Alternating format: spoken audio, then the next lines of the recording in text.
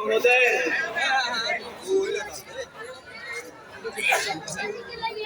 हमारे इसी वार्ड के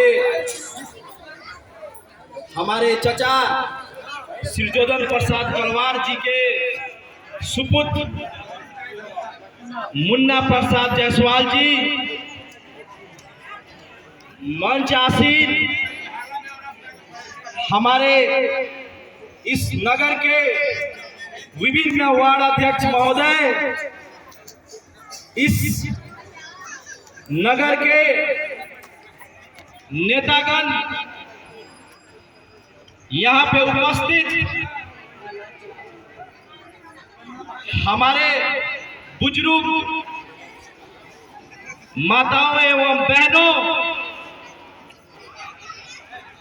मेरे भाइयों, पत्रकार बंधु, आप तमाम में मेरा हार्दिक अभिवादन है। जय नेपाल, अस्सलाम वालेकुम। आज मुझे गर्व महसूस हो रहा है। आज जिस सरजमीन, जिस मिट्टी पे मैं खड़ा हूं, ये कोई साधारण जमीन और मिट्टी नहीं है, ये एक ऐतिहासिक सरजमीन है जो इस नेपाल में अपने नाम से जाना जाता है। राजपुर नगरी में मैं आज उपस्थित आप तमाम को मैं इस जगह पर आने के लिए और मुझे अपना शब्द रख देने के लिए जो मौका दिए हैं, इसके लिए मैं आप लोगों को दिल से, मेरे और मेरे परिवार के तरफ से अभी धन्यवाद देना चाहता हूं। आज जिस आवाज को सुन रहे हैं, ये आवाज आपका इसी गांव नगरी राजपुर के आप ही के आदरणीय नेता, श्रद्धेय नेता, हमारे वालिद मोहम्मद आफ्ताब आलम जी का लड़का का आवाज सुन रहे हैं। आज हम बहुत कठिन समय में आपके बीच में खड़े हैं। मैं न्याय मांगने के लिए आपके बीच में खड़ा हूं। इस समाज से, इस गांव से, इस नगर से मैं न्याय मांगने के लिए आपके बीच में आया हूं। जिस परिवार को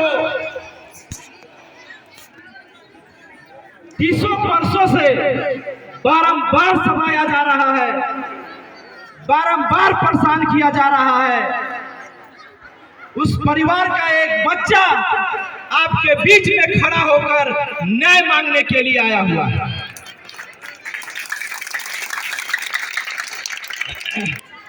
आप लोग को मालूम है कि मेरे वालिद साहब, आपके नेता, आप ही लोग के दुआ से और प्रार्थना से जिस मुकाम पर पहुंचे, उसमें हर आप इस तमाम नगर के, इस तमाम गांव के लोगों का खून और पसीना है।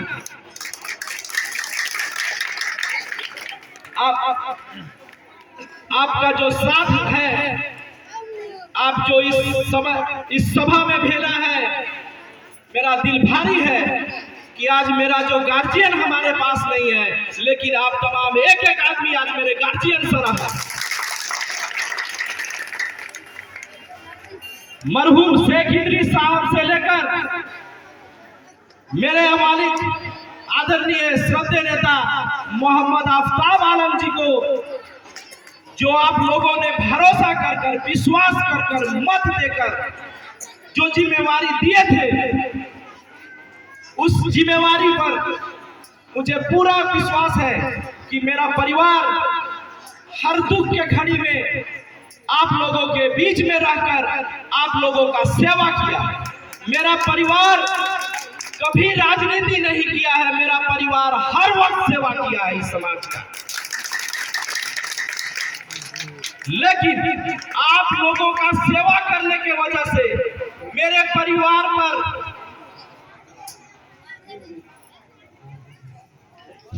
बारंबार, एक बार नहीं, बारंबार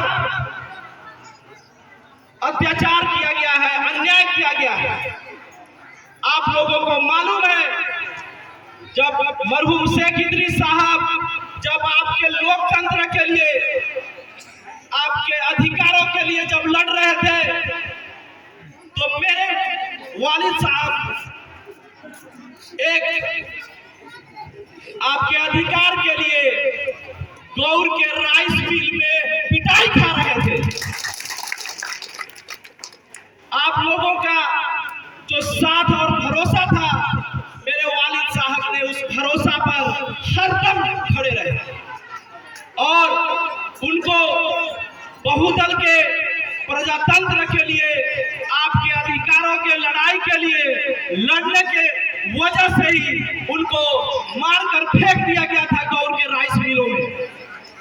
लेकिन ऊपर वाला और आप इस गांव के दुआ के वजह से उनका हौसला कभी नहीं टूटा। फिर उसके बाद जब ये अभियान में लगे थे, तो आपको मालूम होगा 2054 साल में युद्ध काल में हमारे घर पर, मैं उस वक्त भी उपस्थित था, मैं बच्चा था 7 वर्ष का। उस घर में विपक्ष लोग माओवादी के आवरण में, बंदूकधारी के आवरण में, डकैत के आवरण में हमारे घर में घुसकर हम सब लोगों को मारने का प्रयास किया था। उस दिन को याद कीजिए। आपने कभी भी ऐसा सुना नहीं होगा कि जिस घर में बम भी मारा जाए और आग भी लगाया जाए, लेकिन मेरे घर में ये विपक्ष लोग आपकी ताकत को कमजोर करने के लिए, आपको नेता को कमजोर करने के लिए बम भी लगाया, आग भी लगाया। और मेरे दादी को जो माओवादी आए थे, मुझे आज भी याद है, उन लोगों ने क्या कहा था कि आप अपने बेटा से कह दो कि ये जो गांव का जो सेवा कर रहा है, जो राजनीति कर रहा है, वो त्याग दे, नहीं तो एक एक बच्चा को मार दूंगा। लेकिन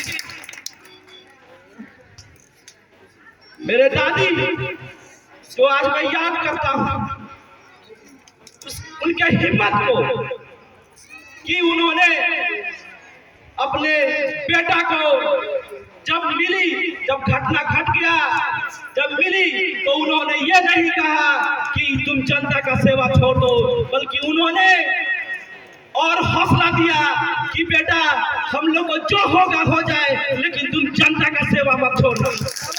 इस गांव ने जो विश्वास किया है, जो मोहब्बत दिया है, हम लोगों को छोड़ के जाने का सुविधा नहीं है। हम लोगों को जिस कठिन में भी हो, जैसा परिस्थिति में भी हो, हम लोगों को इस गांव का सेवा करता ही रहना। तो आज फिर आप लोगों के मोहब्बत से, आप लोगों को मत से मैं एक बार कहना चाहता हूं, कोई भी व्यक्ति किसी को वोट देता है तो वो दिल में कोई व्यक्ति बसता है, तभी वोट किसी को देता है, अपने दिल से मत देता है। तो आप लोगों ने मेरे परिवार पर फिर से भरोसा कर बारंबार चुनाव जिताए, लेकिन जब 2074 साल में जब आप लोगों ने मेरे परिवार को वोट दिया, इसी गांव के कुछ विपक्ष लोग को वो बात नहीं पचा और मेरे वालिद साहब को आप लोगों के बीच से छीन कर लाकर जेल में रख दिया। मेरे चाचा को भी जेल में रख दिया। इतना क्रूरता अपनाया है कि मेरे ड्राइवर को भी जेल में रख दिया। क्या आप लोगों ने जो मत दिया था, क्या वो गलती था? वो गलती नहीं था। आप लोगों ने अपने नेता को मोहब्बत किया था, मत दिया था, लेकिन कुछ विपक्ष लोग जो हमारे परिवार को भस्म कर देना चाहता है, मार देना चाहता है, खत्म कर देना चाहता है, लेकिन मेरा परिवार हर वक्त आप लोगों के बीच में रहकर सेवा करना चाहता है। उसी का फल है कि आज इसका बेटा आपके बीच में खड़ा। इस मुद्दा में इतना परेशान किया गया है कि मैं बता नहीं सकता। मेरा उम्र छोटा था, नहीं तो मुझे भी जेल में रख देता। क्या आप लोगों ने 2074 साल में जो मत दिया था, क्या वो गलती था? अगर आपके बीच में जो लोग वोट मांगने आते हैं उनसे पूछिए कि क्या मैंने अपने नेता को जो मत दिया था, तो तुमने जो मेरे मत का अपमान किया, क्या उसका जवाब तुम्हारे पास है? आप लोगों के विपक्षी के नेता से ये बात पूछना होगा, क्योंकि आज जो हम लोग, मेरा परिवार जो पीड़ा से गुजर रहा है, 2.5 बरस से सिर्फ और सिर्फ ये नेपाली कांग्रेस का 4 तारा झंडा बोकने के वजह से आज मेरा परिवार आप लोगों का सेवा करने के वजह से आज परेशान। और मुझे आप लोगों से ये अनुरोध है कि आज मेरा जो परिवार जो जेल में है, ये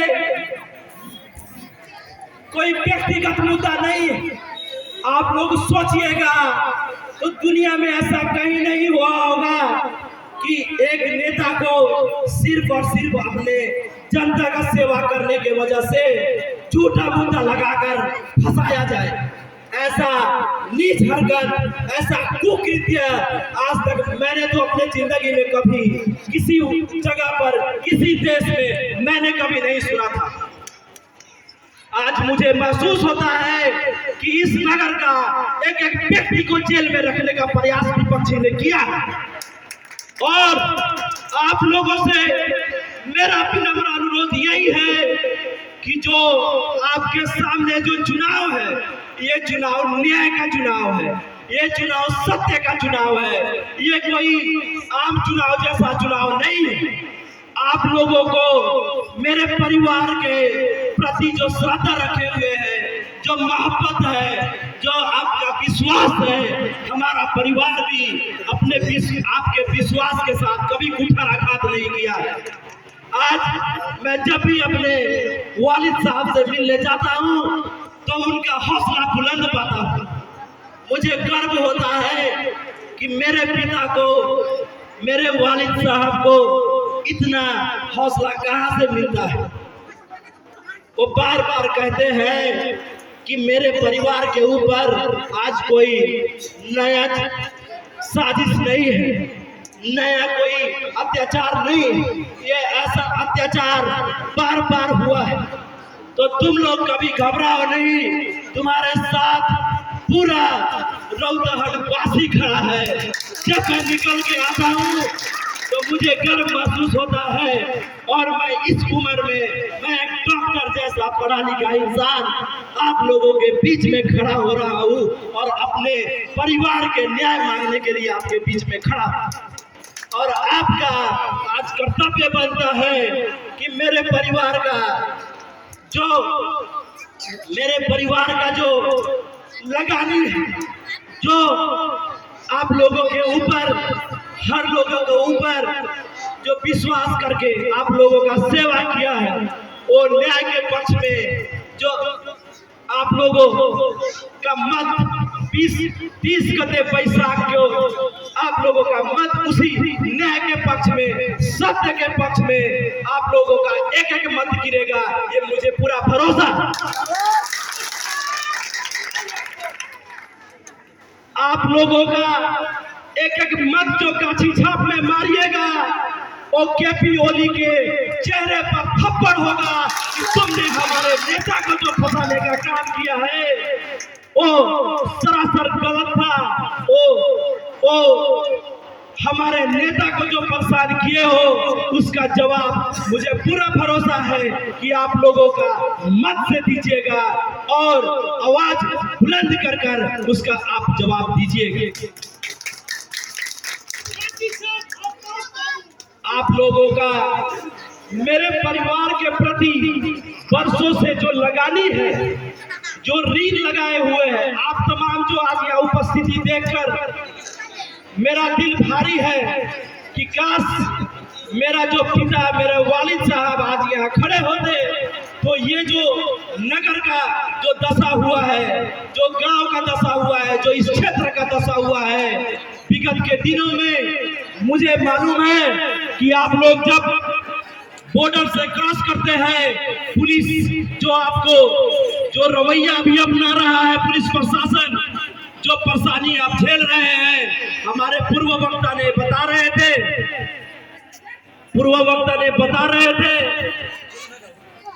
कि कुड़िया गांव से जो बकरी को, भैंस को उठाकर पुलिस प्रशासन ले जा रहा था, पहले पुलिस प्रशासन आपसे आंख मिलाने की ताकत नहीं रखती थी।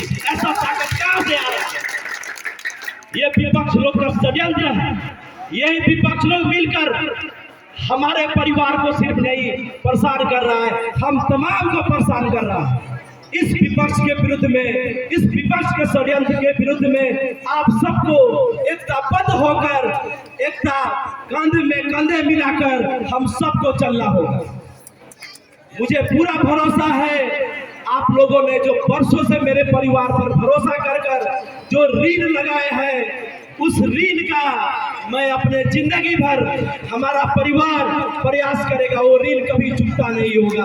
आप लोगों का भरोसा से ही हम लोग 54 साल में भी जी गए थे, ये 78 साल में भी उसी हौसला के वजह से आज मेरे जैसे छोटे उम्र के लड़का भी केपी ओली का जवाब देने के लिए तैयार है।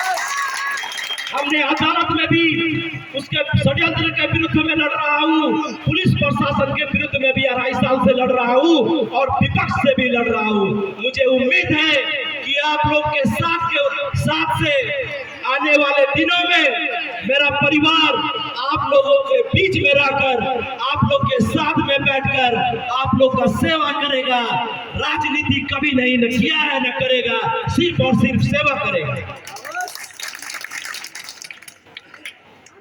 मुझे इस उपस्थिति में आप तमाम जो यहाँ पे आए हैं, इसके लिए फिर से मैं आप लोगों को अपने तहे दिलों से धन्यवाद देकर, आप लोगों का ये ऋण जो आप हमारे परिवार के ऊपर लगा रहे हैं, जो दुआ कर रहे हैं हमारे वालिद साहब के लिए और हमारे चचा के लिए, इसके लिए मैं आपको अपने दिलों से मुबारकबाद, धन्यवाद देना चाहता हूँ और उम्मीद रखता हूँ कि ये जो आपका प्रार्थना और दुआ हमारे परिवार के लिए जो है, ये आगामी दिनों में भी रहेगा। और मैं आपको भरोसा दिलाना चाहता हूँ कि ऊपर वाला के मेहरबानी से जो हमारे पिता को जेल में आज भी हौसला के साथ रखा है, उनको हम लोगों के, आप लोगों के दुआ से और हमारे तमाम के प्रयासों से आपको आपके बीच में ले आने का हम लोग बहुत जल्द वो बीच में आपके आएंगे, इसका भी मैं आपको अज्ञात कराना चाहता हूं। समय भी कम है, मैं आपके बीच में बारंबार आऊंगा, आपके घर में आऊंगा, आपके टोल में आऊंगा। मुझे आज इस परिस्थिति में मेरे परिवार को सिर्फ मत का जरूरत नहीं है, दुआ और प्रार्थना दोनों की जरूरत है। और मुझे पूरा विश्वास है कि जिस तरह हमारे परिवार को आज अन्याय हुआ है, अत्याचार हुआ है, उसका जवाब आप मत से देंगे, ये मुझे पूरा भरोसा है। यही कहते हुए मैं आपसे विदा लेता हूँ। अस्सलाम वालेकुम, जय नेपाल।